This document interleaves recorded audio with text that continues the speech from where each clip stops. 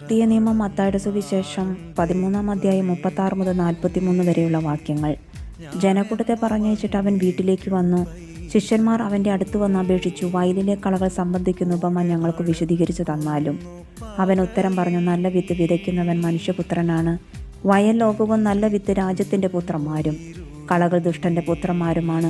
അവ വിതച്ച ശത്രു പിശാചാണ്. കൊയ്ത്ത് യുഗാന്തമാണ്. കൊയ്ത്തുകാർ ദൈവദൂതന്മാരും. കളകൾ ശേഖരിച്ച് അഗ്നിക്കിരയാക്കുന്നത് എങ്ങനെയോ അങ്ങനെ തന്നെ യുഗാന്തത്തിലും സംഭവിക്കും.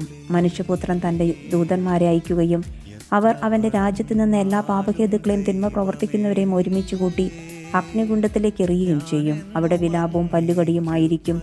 അപ്പോൾ നീതിമാന്മാർ തങ്ങളുടെ പിതാവിൻ്റെ രാജ്യത്തിൽ സൂര്യനെ പോലെ പ്രശോഭിക്കും. ചെവിയുള്ളവൻ കേൾക്കട്ടെ. നമ്മുടെ കർത്താവായ മിശിഹായിക്ക് സ്തുതി.